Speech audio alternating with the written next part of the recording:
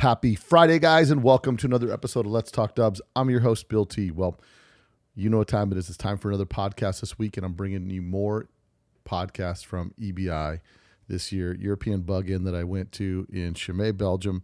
And while I was there, what was funny is I ran into quite a few people from the States, people I'd never ran into from other sides of the country, and took the opportunity to sit down and do some podcasts, and it's no different with today's episode. Today's episode has Mike Seymour with Autocraft, and it's a great podcast. We're going to get into the details of that in just a little bit, but I wanted to remind you guys, before we kick this podcast off, make sure you support those that support Let's Talk Dubs. That's VW Trends Magazine. Go support them. Pick up a subscription today. Latest issue just came out about a month ago. Go check it out, vwtrendsmagazine.com. Also, Ross Wolf. They're having a clearance sale right now. They're offloading a bunch of pulleys that they had, so they can make room for new inventory that's coming in. So if you've been waiting to get a Ross Wolf pulley and some parts and pieces like that, go check out their website today at rosswolf.com. They are having a sale. So if you've been on their website checking their stuff out, go hit them up today. You might be able to get a good deal on some parts as they're making room for new product coming in. So always exciting to see what Jared and Jason are up to at Ross Wolf, bringing in new products and constantly working on developing new cool things for the VW scene. So go check them out today at rosswolf.com. Now, this week's been a fun week. I've had some people in from out of town. So Niels with the Air Mighty came to the States, was down in San Diego hanging out with those guys for a bit, flew to Vegas for a couple of days, and we've just been hanging out. Last night we did a little strip cruise, and boy, was it warm. But listen, one can cruise down Las Vegas Boulevard in some vintage Volkswagens if you're from another part of the world, right? Make it cool when you guys get those guests in from out of town. Do something cool, something memorable, and I know they'll remember it forever. But yeah, great time, and it's a testament more to this hobby that no matter where you go in the hobby, once you make connections and friends, man, they're solid as ever. So we had some fun with that. A lot of other stuff's been going on. Zorba the Ghia is making tracks in a big way. Unfortunately, my boy Andy let me see nothing, so I can't see the finished product until you guys see the finished product. He's shipping the car back. It'll be here stateside. It'll be unveiled at One Crazy Weekend, and I'm super excited to see what they've come up with. You know, a lot of collaboration, both of our ideas coming together in design, and obviously the whole team over there at Spike's Vintage Hard Work. You know, Jay, Chris, Megan, everybody that's there putting in the hard work on this thing and turning this car around in some record time. So I was pretty.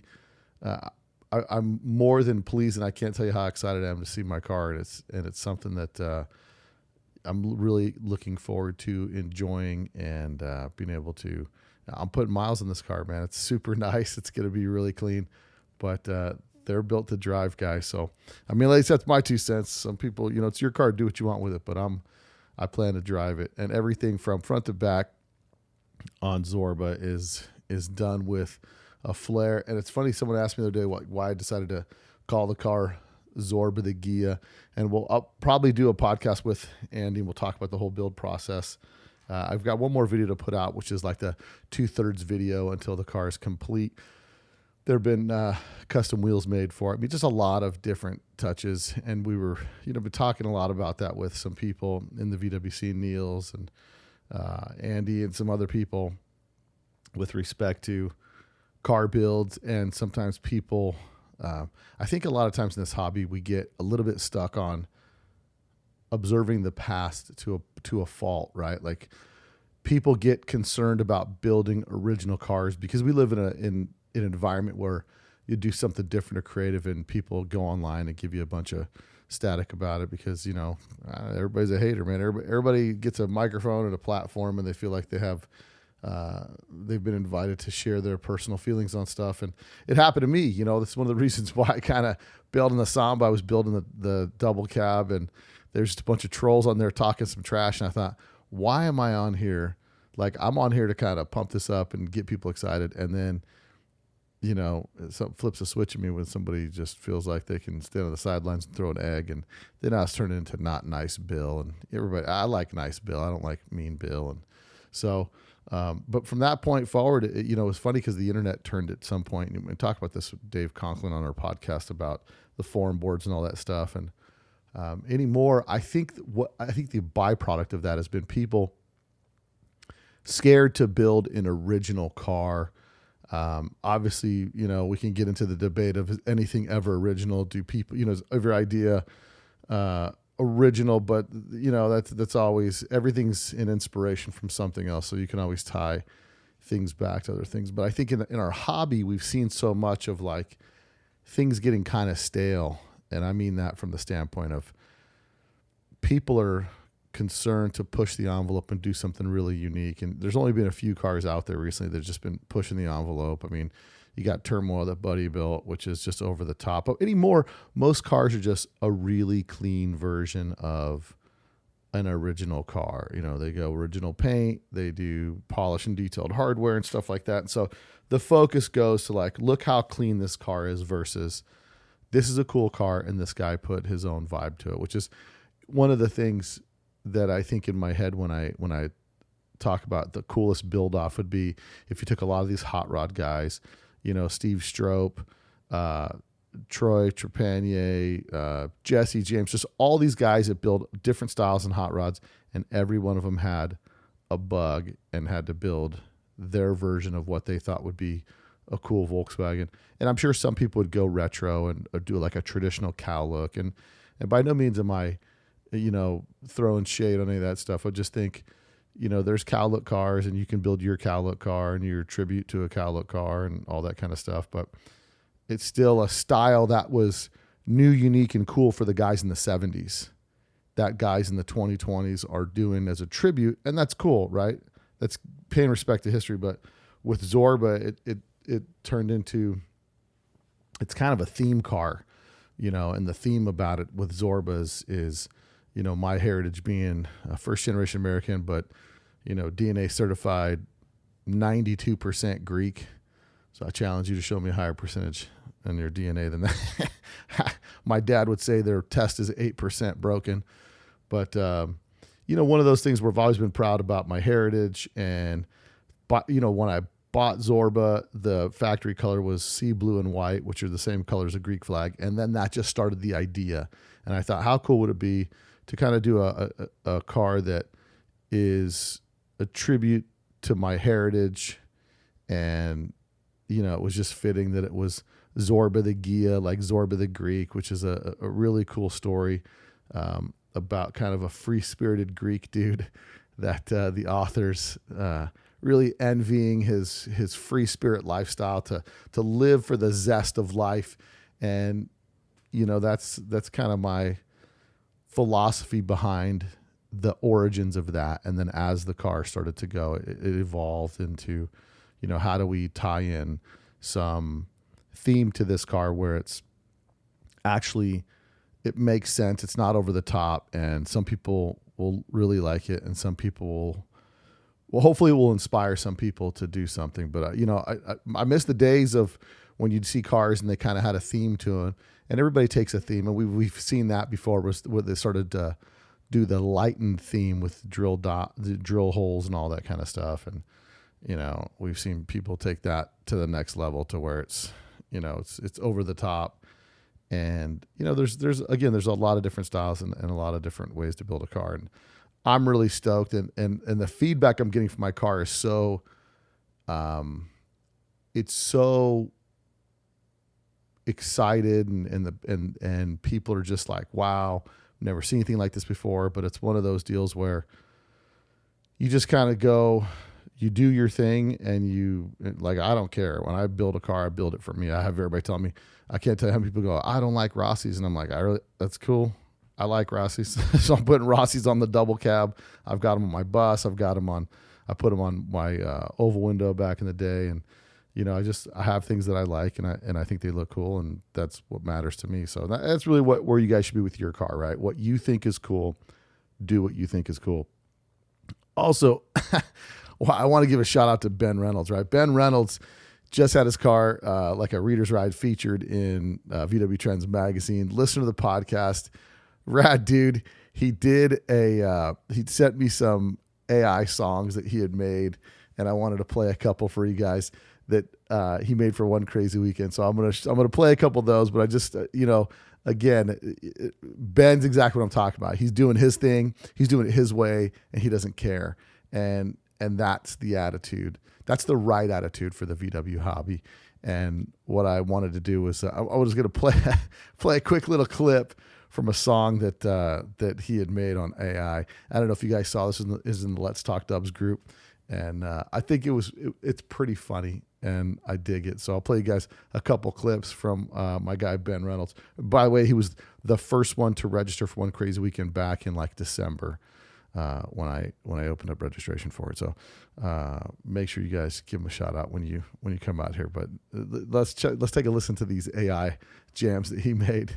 Here's the first one. It's all about the dubs, let's chat forever. Interviews, old school and new VWs, whatever. Rolling down the road, one crazy weekend, poker run in Vegas. Never wanna see it, and I talk to you, and I'm like, whatever we got to do. Keeping VWs on the road right through.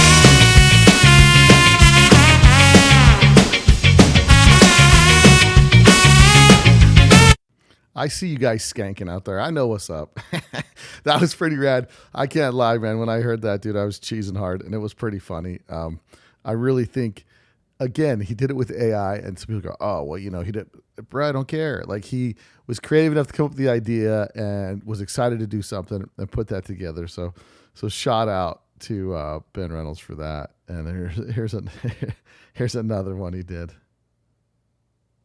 Guilty in the house. Let's talk dubs. Might just roll up to your meat spots. Air-cooled legends from the OGs to the new lots. Insight from the roads. Knowledge like it's old gods. One crazy weekend. Vegas lights and poker cards. Keep the Volkswagens on all the move. From the bubs to buses, see the legends groove. VD Trends Mag, history's the proof. The bus barn meetups were smoother than you'd assume. Bill T spending time to shine the spotlight. Interviews with legends, keeping VWs tight. From old school tales to the new John's might. Rolling through the desert where the strip's in sight. You Peggy always pride, always kin now all unites. Poker guilty in the house. Push start, kick back, Vegas bound we slide. Poker run legend, VW pride. With the bus barn connection, we'll never hide. So I know. Listen, man, I think those are rad. And again, he did about 7 of them, and I downloaded those 2, and those are what I got off the cuff. And you guys know how I do the podcast. I roll in, and we just roll it off the cuff. All my intros are unscripted. Everything is just the way I do things. And some people like it, some people don't. But again, Ben Reynolds doing his thing. I'm doing my thing. And that's really my 2 cents. That is the spirit of, I think this hobby is like, do your thing. Be stoked about what you do. Don't let the haters bum you out, man. Just pick yourself up and do what you're going to do. Because trust me, man, you'll find 1 or 2 people that really dig what you do, and they see the creativity behind it. They see the passion in what you do, and that's what it's all about, man. So let's get into it, guys. This week, Autocraft is going to be the podcast. Don't forget to go register for One Crazy Weekend. Let's Talk Dubs.com. Go check it out. Get your room booked. There's so many people booking stuff already. Don't be left out. Get your room blocked. And if you guys register for the car show, you'll get an email from me, and it might say 1900 VW because my sale form doesn't have me load up all your information because, again, I do everything myself. So you'll get that. Take the opportunity to upload a picture of your car, update the not driver information, but the vehicle information. Get all that stuff done. So when we print your placard, it's got a cool picture of your car on it with the QR code, so everybody can vote for your car. It's going to be a cool weekend. I'm excited for things that are going to be happening. So go to letstalkdubs.com and register today for One Crazy Weekend, October 3rd through the 5th. Now let's get into this week's podcast. Autocraft. You may have heard of them. You might think, what do I need to know about Autocraft? Well, you're going to find out all about the origins of where Mike Seymour got involved in Autocraft. He's the second owner of the business after the creator of Autocraft decided to retire. And Mike picked it up because of his love and passion for the hobby, and you'll be able to tell that right through listening to this podcast. They're all the parts manufactured in America. Go check them out. If you're looking for a 300 horsepower street car, start with Autocraft base, and you'll never have to go back. It's solid stuff, manufactured, cast in America. Go get some of this American-made aftermarket high-performance stuff. And it's a great podcast. I learned a lot about the history of Autocraft and where Mike ran into him, and there's a lot of cool information. So I'm excited to bring it to you guys this week from EBI, Autocraft, the story, where they're at, what they're doing. Mike Seymour on this week's Let's Talk Dubs. You probably don't know that there's a new Volkswagen out that doesn't look like a Volkswagen.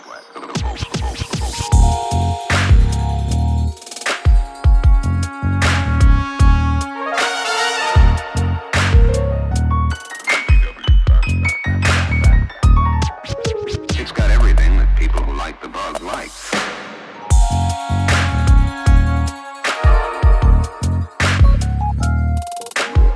So if you happen to see a good-looking Volkswagen, don't panic. Okay, everybody. So on today's show, we've got, I'm here at EBI. I've been running all over the place doing a bunch of podcasts. And funny enough, I'm seeing a lot more Americans that I normally wouldn't see at some of the events because it's kind of a American vacation spot. These guys they're not running a booth. They're not pushing product. They're just kind of here to mingle and see people. And on today's show, I've got Mike Seymour and Mark Tag with Autocraft. Guys, welcome to the podcast. Well, thank you. Thank you very So much. the way, now we spoke for a few minutes yesterday, and then once we started talking, you were telling me your story, and I thought, I really want to get the story of Autocraft on there. And I think there's going to be a lot of listeners that are going to learn a lot about Autocraft today. But the way we always start the podcast is, what's your VW story, and how did you get into Volkswagens? Okay. I didn't come the traditional way through drag racing or owning a bug as a kid or anything. My family, we come from oval track racing, sprint cars, midgets, circle track, and I started racing my own midget back when I was, my early 20s. Now, for some of our listeners that aren't sure what a midget Midget is okay. It's kind of like a miniature sprint car. It's a 4-cylinder version of a sprint car. Okay. Basically shorter wheelbase and a little smaller. And Okay. we would run an overhead wing like a sprint car does sometimes, or we would run without them as like a sprint car does. And this goes on an asphalt oval track. Yes, we typically ran asphalt oval tracks, although they run them on the dirt tracks. And when you're running these cars, it's wide open the whole time pretty much? Most of the time, yeah. You lift a little bit in the corners, but not long and Yeah, but for the not most much. part, Yeah. I mean, it's and the reason I bring it up, it's an aggressive driving style Yes. that you've got to have a bulletproof motor built to handle this stuff. Absolutely. Now, when you started in that class, what engines? Well, how did you, when you got in that class, what did you start using for a motor? What were you using originally? Well, what intrigued me was the VW had just come in a few years earlier, and it was really starting to dominate the scene. The circle track midget scene around the country, from the East Coast to the West Coast. And we were on the East Coast, but we raced throughout the Midwest and and the East. And the VW had become the And car. these were stock motors, stock displacements. They were started running? off with basically all German parts. Yeah, pretty much. Stock VW case with like Rimco in California was upgrading them and making their own cranks and stuff like that, and using all the German parts. That's what when we first started. That's what we were running. I bought all my stuff from Rimco.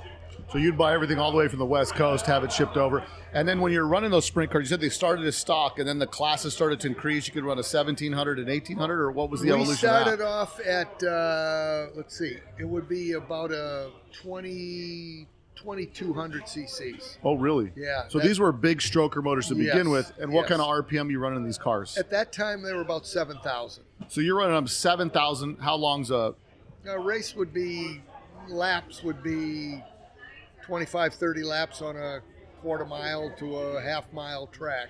So it would take 5, 10, 15 minutes. Wide open pretty much the whole time. So yeah, just lifting in the corners. The RPM range would drop a couple thousand, but. And you're building your own engines at this time? Yes. And so the big thing is trying to keep that thing together to finish race out. Yes. I mean, so not one race. You'll go through some heats and then into finals. Yes. So, I mean, it's a pretty demanding type of racing is what I'm trying to get these listeners. Because some of these guys don't know. And a quarter mile, you know, you're wringing that thing's neck for a quarter mile. Right. You know? Right. Now, what kind of transmissions they use in these cars? They have no transmission. They So have it's a direct centrifugal drive. clutch. Just no clutch, no transmission, direct drive. The drive shaft is basically hooked to slides into a U-joint, which is bolted to the back of the crankshaft. Oh, wow. Directly to a differential drive. and you're... And all there is a little shifter that would just take it in gear and out of gear. Wow. You need to be push started to get them going.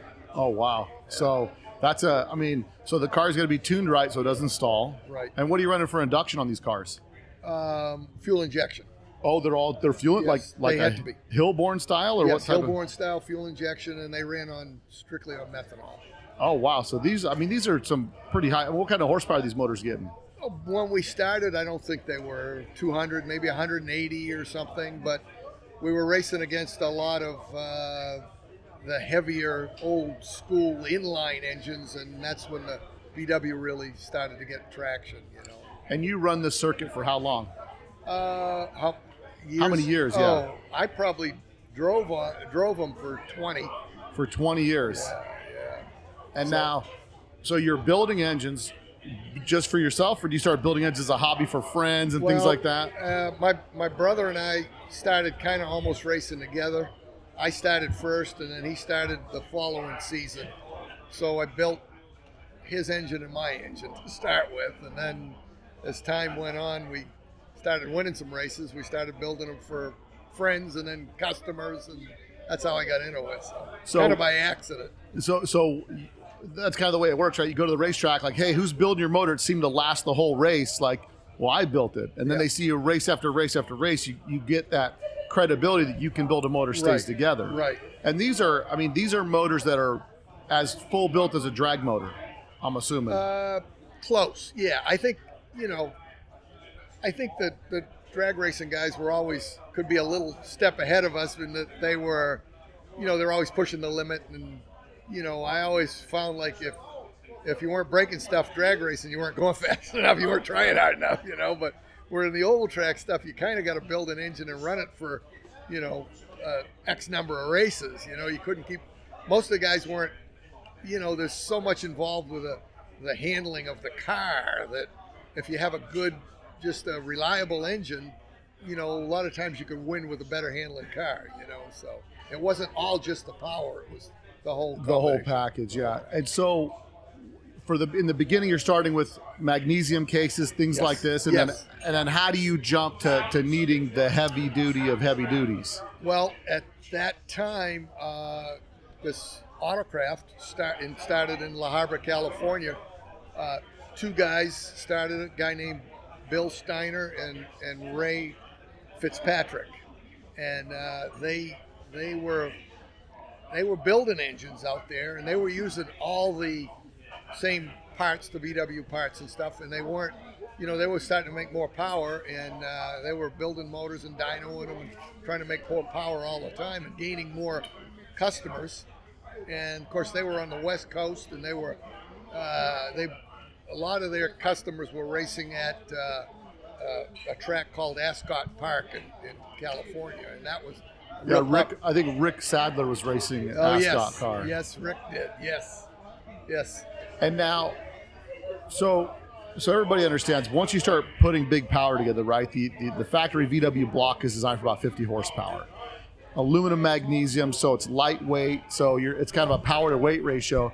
And so one of the issues with the mag case is over time, that higher RPM, it starts to pound out the center main, and that's where you start to have some of your failure issues, which when you're building a motor that you want to run competitively, you got to have a couple cases on backup in case you have little issues and whatnot. The problems we encountered with the stock cases is we could run them about eight to 10 races, and then they would crack.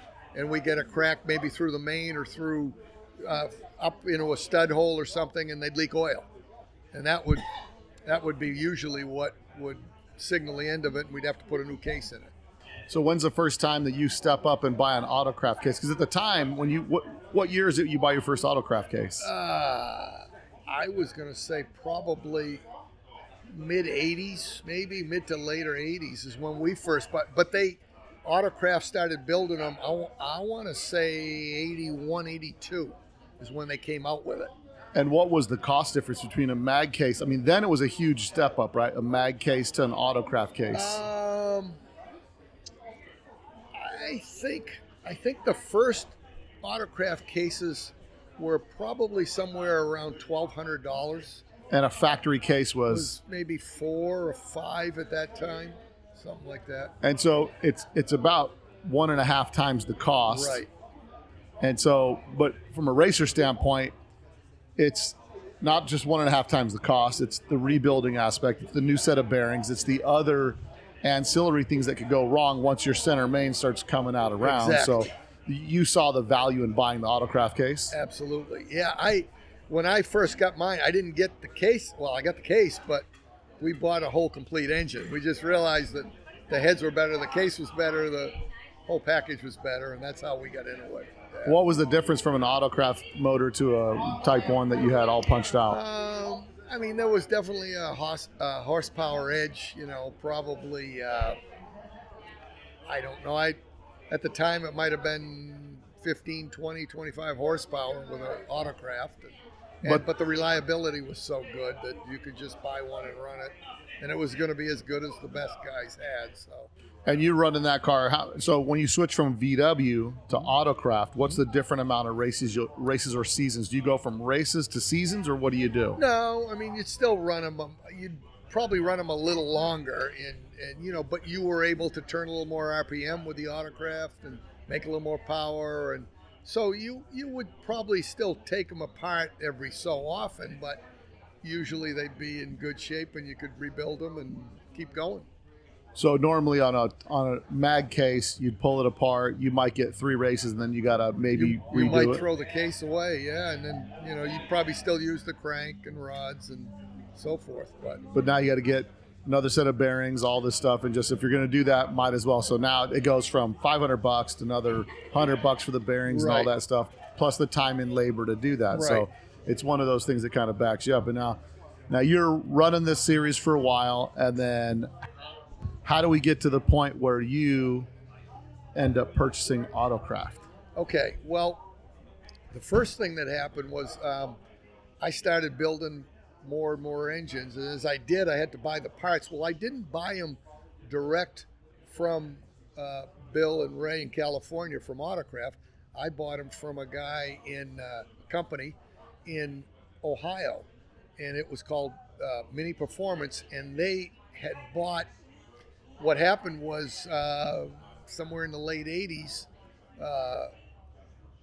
Bill and Ray in California decided to split up. Ray wanted to get out of the company and retire, or just go do something different, which he did, and Bill kept it going. So all the parts that Ray had, he sold to this guy in Ohio. His name was Denny McNutt, and he was Mini Performance. So he had his Mini Performance company, plus the Autocraft line of parts, so he became Autocraft Engines. So it was Autocraft Engines and Mini Performance. And he started building Autocraft motors there, and he was buying all the parts direct from Bill in California, from Autocraft. And I was just buying parts to build my engines and then my customers' engines. And now at this time, have you retired from racing and you're just building engines for guys? No, I was you're racing. Still racing and building engines? I was driving and building engines, yeah. So you got to make sure that the guys you're building motors for are getting just as much power as you are. Otherwise, you're going to get a bunch of belly aching. Exactly. That was always the thing. We tried to give them the best that we could, If and you just had to basically say, well, if you think mine's better, I'll take yours, And so but it really didn't. It wasn't too much of a problem. So how do you go from being an engine builder to purchasing Autocraft? Okay, at that point, we were just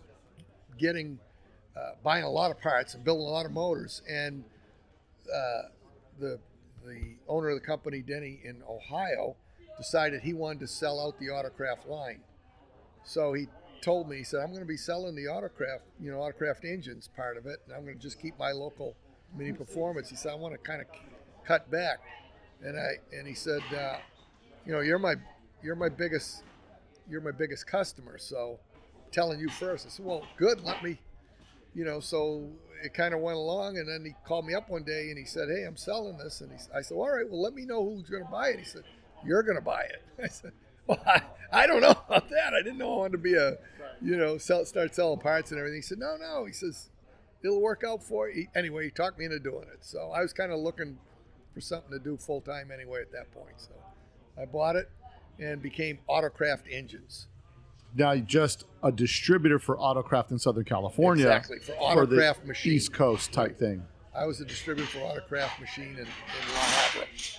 So, and then as the way it worked at that point was when Bill in California decided he was going to make engine cases, he'd call me and we'd, if he was going to make 50 cases, we'd split it and I'd get 25 and he'd get 25 or something like that.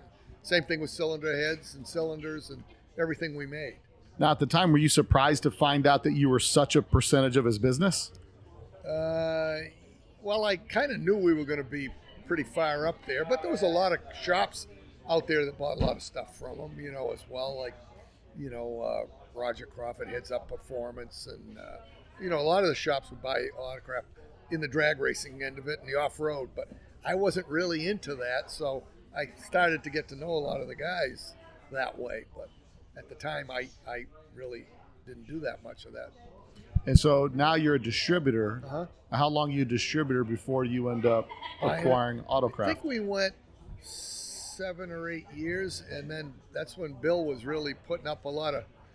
He was really twisting my arm to try to buy it. He'd been trying to sell it, I think, and he wasn't getting any real big offers. And I said, Bill, I can't afford to do it. And he said, finally, actually, Mark and I, my brother-in-law, he called me up one day and he said, if you don't come buy this stuff, I'm going to just put it all in a dumpster and get rid of it. I said, what? He said, when do you think you'll be coming out here next? Well, at the time we were at Disneyland with our kids, wives and kids. So I said, well, I'm probably 30 miles away right now. And he goes, wow. When can you be over here? I said, tomorrow morning. He said, all right.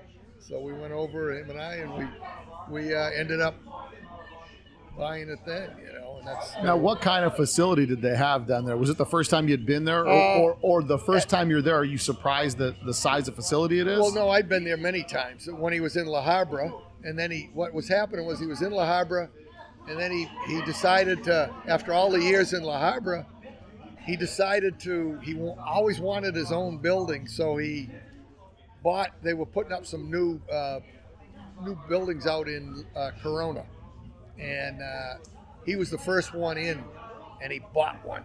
So he moved everything to Corona.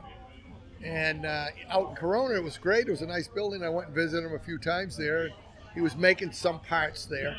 But then, it was getting harder because he was getting further away from L.A., where it was easy to do everything, Now, was he kind of a machinist, like by trade, like that's what he did? No, was he a really, racer? no. I mean, how did he get into the whole thing? Bill did some drag racing, and he was kind of just like a on the road salesman type of guy, as far as I know.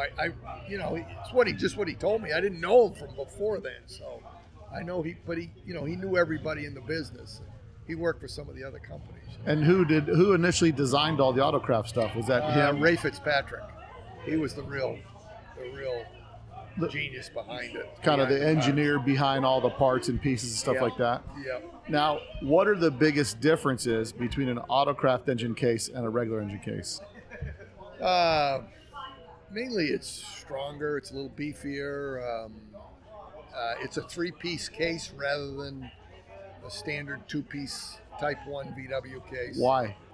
I don't know. I guess when they first came out with it, I think maybe they thought it would be easier to service. You could get at the timing gears, you could change the cam and different things. But you still had to split the case, So I don't know, but it seems to work well, and people seem to like it. And Scat had one that way, and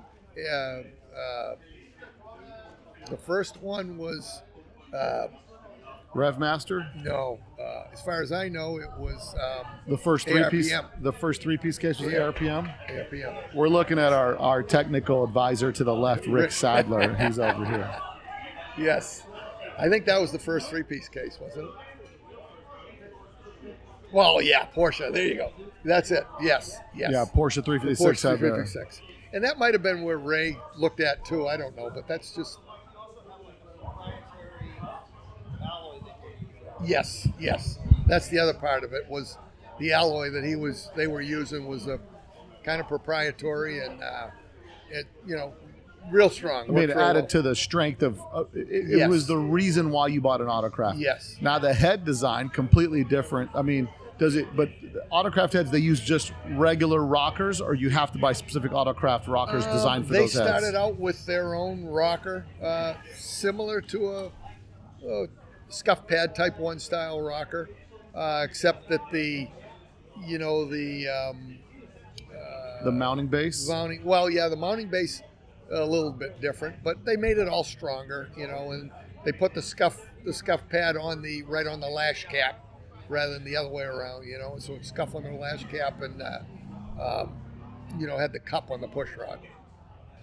And now the head design is totally different than a Type 1 head. I mean, it's the same in theory, but it's huge square ports. And I mean, what's the big difference? Well, we actually cast them round ported, so that we don't do as much of it now. Everybody pretty much wants the square ports, but we still do.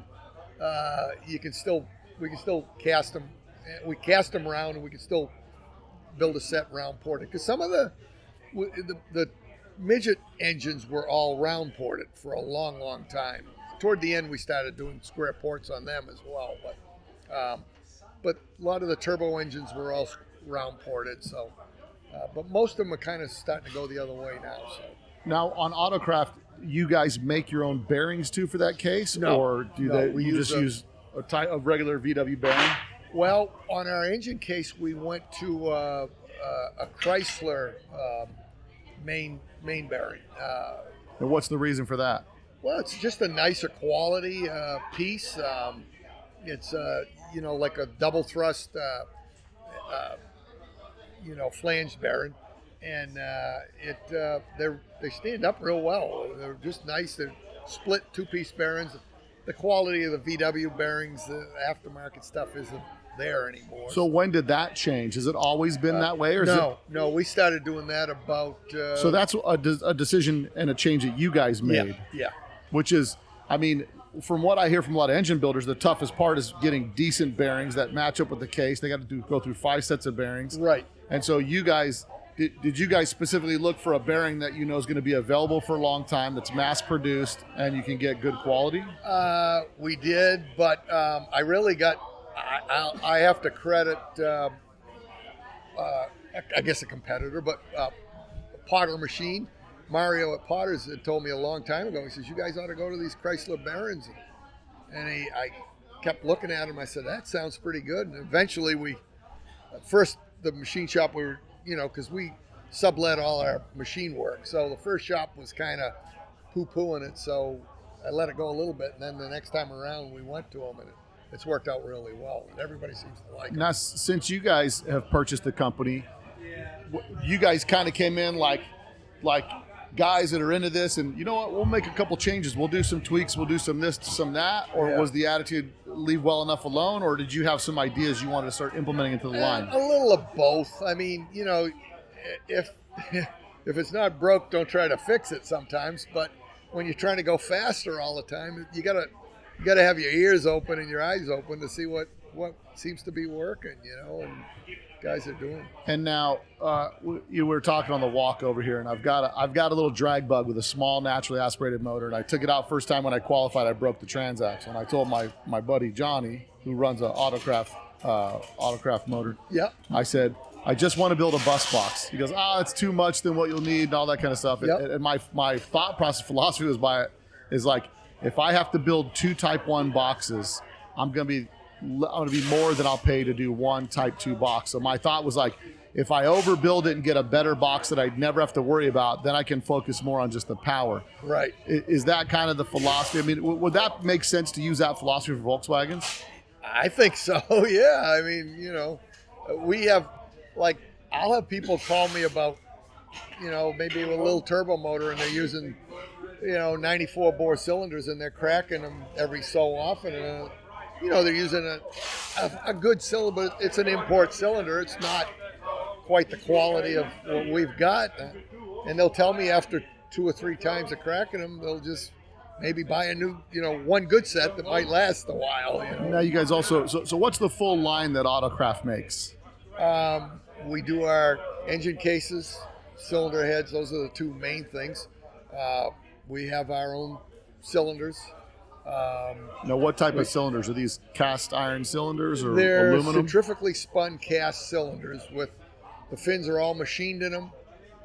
It looks like a billet because they're machined inside, outside, but they're cast. They're cast steel? Yeah. They're cast steel, yeah. Oh, yeah. And then you also make transmission cases? Yes, we do the transmission cases. Oil pumps. Okay, and the transmission case, what was the reason for the transmission cases? Well, I think that Bill started that kind of because it was more for the off-road stuff. I think they were breaking a lot of the Type 1 cases and stuff, and he got together with his foundry, and they cast up just a little heavier duty Type 1 case using the aluminum, proprietary aluminum and so forth. And so this engine case is the setup. You could go either swing axle or IRS with this engine case. Yeah, I believe they are. And how much bigger is it Transmission case, than a type, like a standard Type 1 case, or just more in line with the bus box? No, it's like a Type 1 case, a little heavier duty, a little beefier. It's got a lot of ribbing in it. So you could put this in a street car, no problem. You can, yes. And you can use pretty much all Type 1 parts.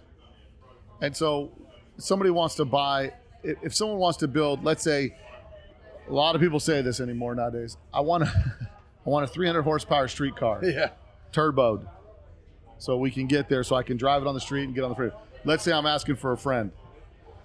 What is the value of using it? Because by the time I buy an engine case and then I send it out to get machined, shuffle pinned, all these things done to it, what's that going to cost me?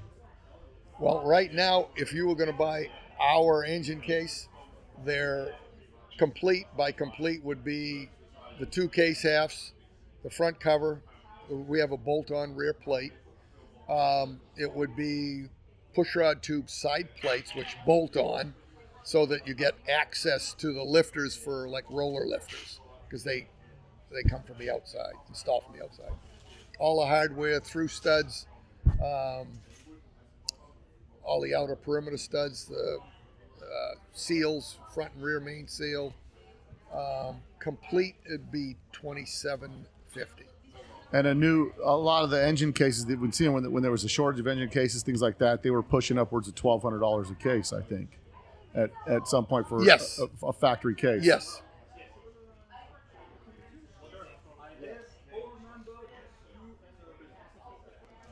So where are these parts manufactured? Everything is manufactured in Southern California. When you say everything, what do you mean by everything? All the castings, we cast everything in California, and then all the parts are CNC machined in California. So you use a U.S. foundry to actually make this, Absolutely. make all your parts and pieces. So when Yes. you're talking American made, this is It's all American made. All our parts are 100% American made. 100% American made. So not only are you, supporting our local economy here, but you're getting the highest quality standard parts. I mean, and really, when you're trying to build something to perform to its best, and what's interesting is a lot of guys start from the stock side and work to the performance side, but you start on the performance side, racing, and your attitude coming into this was buying it to build the best race parts that you guys can. Absolutely. So what is it, where do you see the future for autocraft and how streetable are the parts? Like if someone said, listen, I want to build, anymore to build a turnkey turbocharged street motor, you're going to be $25,000. Sure, absolutely. Period. Absolutely. And anybody tells you can get it cheaper than that, I know the guy they're going to use, and who even knows? You talk to any of the engine builders today, that's what it's going to run you. Absolutely. Anywhere.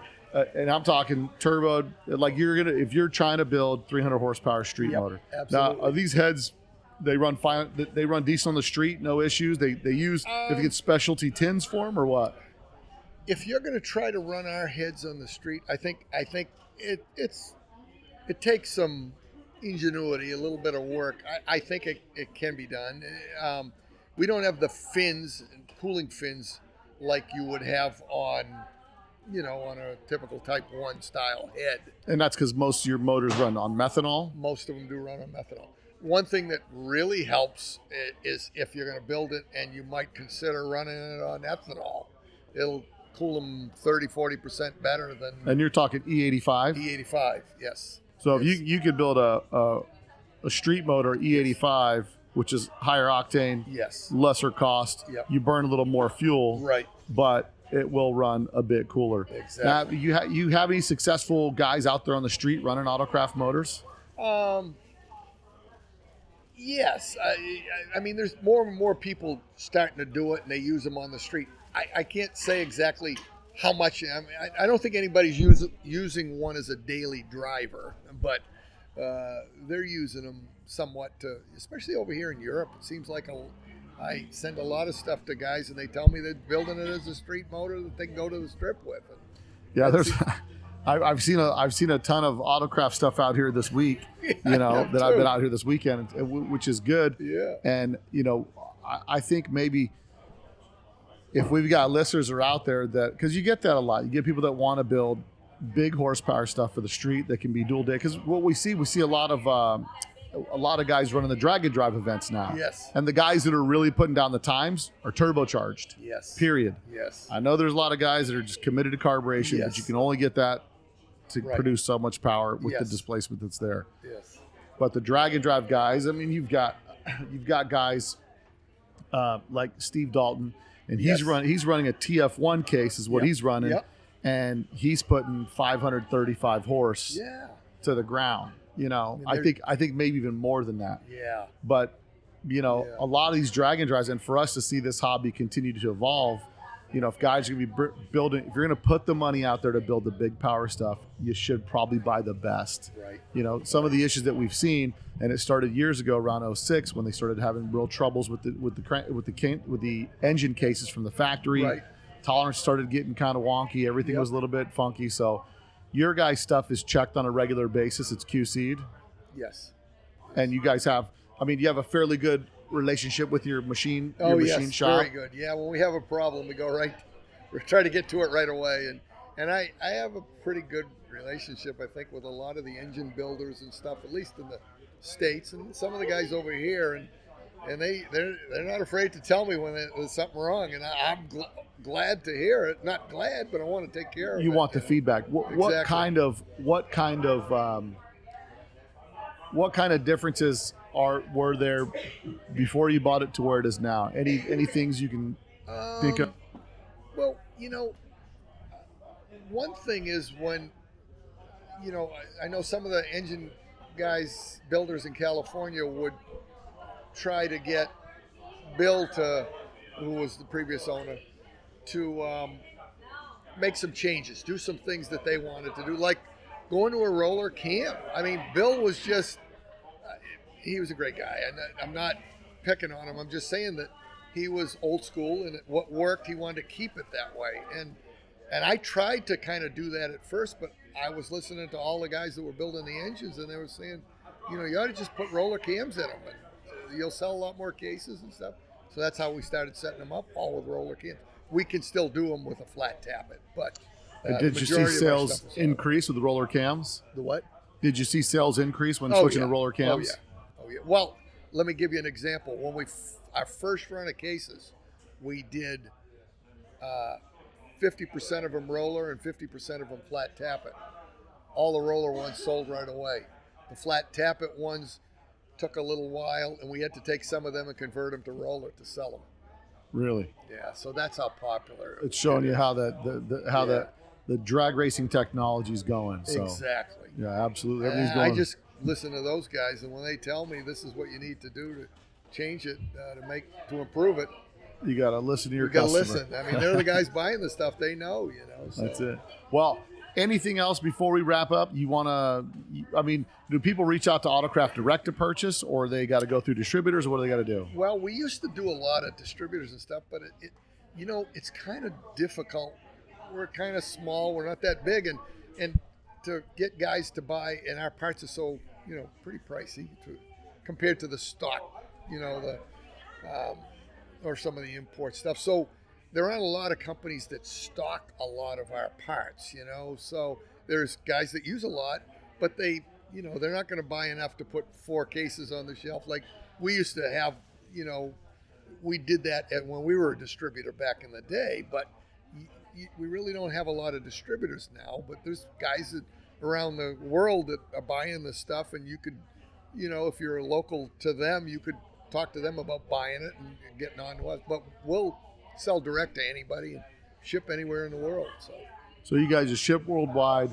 All the stuff's made in the U.S., cast in the U.S., machined in the U.S. Yes. And you guys are committed to the best quality that you can produce out there for your people.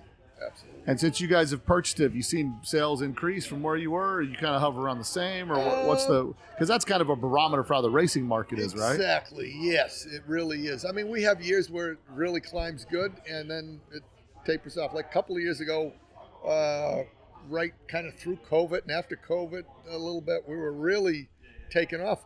Part of the thing that slowed us up was not so much, I think the demand was there, but the parts supply problem. Like, we got to buy pistons, we got to buy rods, we got to buy cranks.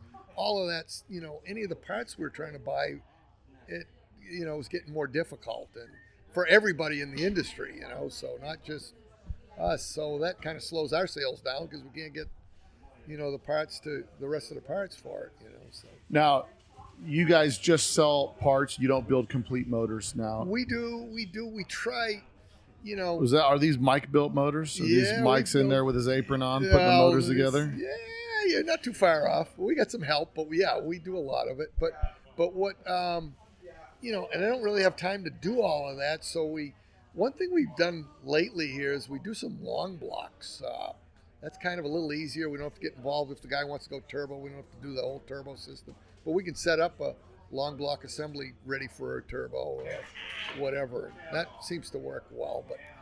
But time-wise, we'd really rather let the customers build the engines and try to supply them with the parts. But if we have to help to build one, we'll do it. We do what it takes. So if somebody has to and they can't find an engine builder, they could call Autocraft to have a motor built, and then we can. But you guys will supply the parts nonetheless. Yeah, The website you guys have is autocraftengines.com. autocraftengines.com. You guys on Instagram? Instagram, Facebook, just Autocraft Engines. Well, fantastic. Well, anything else before we wrap up? I appreciate giving us the. No, I'm glad to meet you guys. I love to know that a company that was started by a guy who had an idea and passion, that when he passed the torch, it went to another guy who's got a passion for the hobby and a desire to do good quality stuff and keep it going. And it's not a money grab. You know what I mean? It's something that's a commitment to doing something specific in the hobby, and I really appreciate that. Well, we thank you, Bill, for all your help here. Well, I appreciate you guys for coming on. And glad we met you. You guys want the 300 horsepower street motor, just pick up the phone and get yourself an Autocraft case on the way. All right? All right. Thanks, guys. All right. Thanks a lot.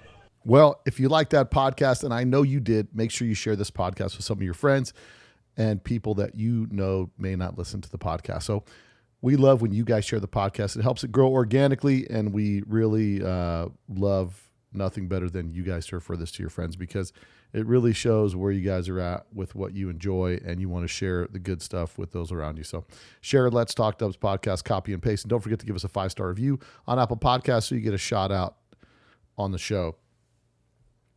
Also, another reminder, One Crazy Weekend. It's coming up. We're just a couple months away. So book your rooms today at the Orleans Hotel and Casino. You can do that by going to letstalkdubs.com.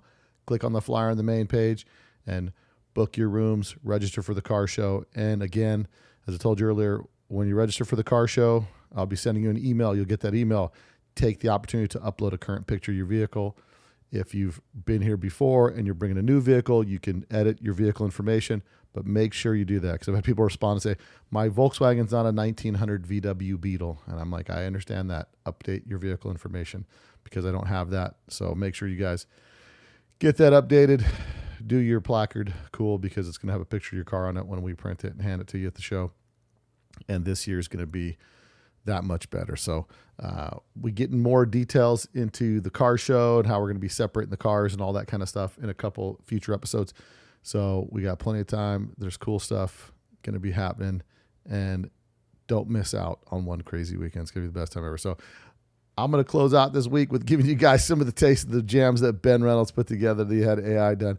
And let me know on Instagram or Facebook what you guys think of the jams. And I'm going to make some Instagram reels to a couple of these. So anyway, guys, look forward to more podcasts coming up next week. We'll be doing a roundtable coming up here and get you guys some updated information on what's been happening here, the scene locally, and also a lot of listener emails and whatnot we'll be coming up with. So until next week, guys, later.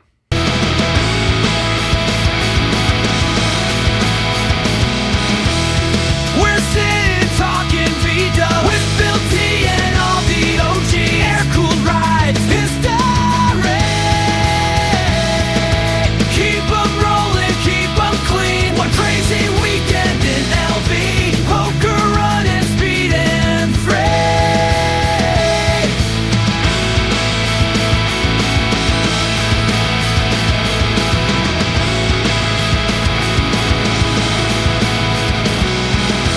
Legends rolling, tales untold. V-Dub stories worth more than gold. Talk to the new school, old school vibe. Keeping the spirit alive, keeping the drive. On the strip and racing wild. Memories made mile after mile.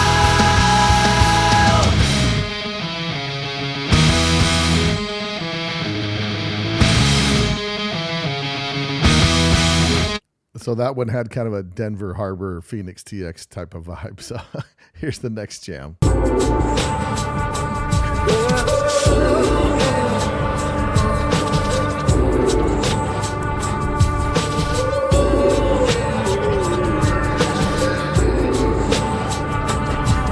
Yeah, we rolling in the dubs, you know the scene. Talking about the classics, air-cooled machines. Bill T with the mic, got the stories to clean. From the old school heads to the freshest keen. Hit the poker run, Vegas under neon beams. Volkswagen so clean, they're the stuff of dreams. With the engines roar, we hit the strip tonight. Shining under neon off the strip tonight.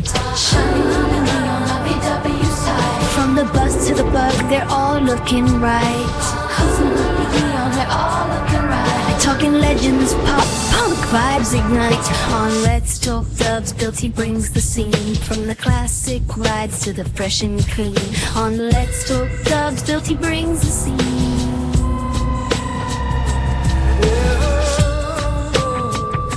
That one more reminds me of like a garbage band, the band from the 90s. Butch Vig was in it. Anyway, let's get to the next jam. Pull up to the scene, feel that vintage vibe. Air-cooled engines on that Vegas drive. Podcast mics and stories from the tribe. OGs and newbies keeping PWs alive. Poker run under neon lights so blue. Talking dubs with the crew that's true. Midnight convo, stories of the past. From Baja races to that first cast. Legends in the game, the memories last. On the mic, sharing very fast. Keep it rolling, keep it fresh and tight. Air cool love in that city life. Vegas vibes with a podcast site. Dubs forever, we rise tonight. Keep it rolling, keep it fresh and tight. Air cool love in that city light. Vegas vibes with a podcast site. Dubs forever, we rise tonight. Meeting spots where memories lay. V-Dub life forever will portray.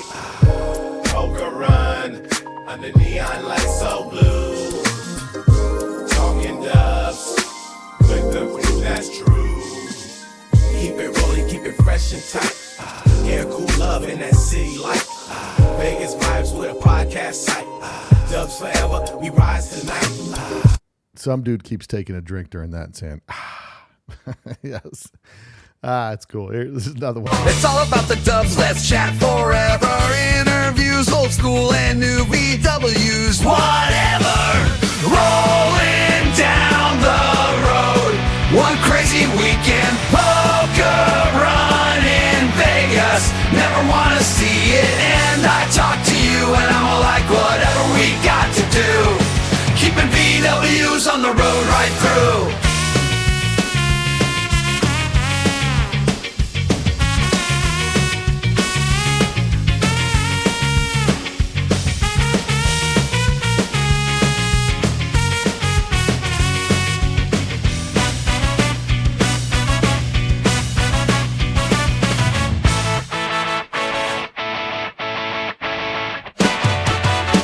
With spanners and dreams, we keep the legacy alive. Chatting about Beals, buses, how they thrive. From the garages to the open road scenes, old school tales and new tech routines. That one's probably close to my favorite.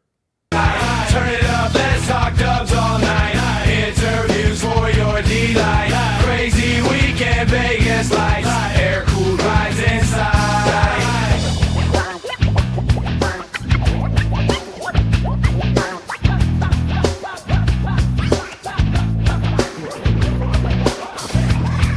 Notorious, we're serious. Stories that fit just right. VW, classics tight. Rolling, feeling that vibe. Sit down the strip, we cruise in style. Air-cooled legends, mile after mile. Beetle buses, Ghias too. We roll deep, the VW crew. Let the stories unfold. The legends shared in the city of lights, where cars are cared. Let the stories unfold. The legends shared in the city of lights, where cars are cared. This next one's kind of a POD and Limp Bizkit had a car accident smashed together.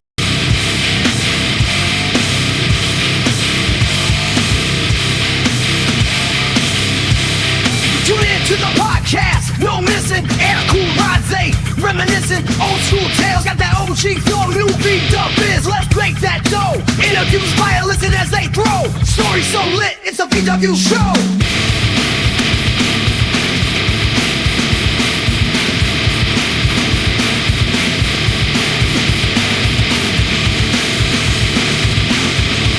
Anyway, guys, I thought it was pretty fun, man. So until next week, later. You probably don't know that there's a new Volkswagen out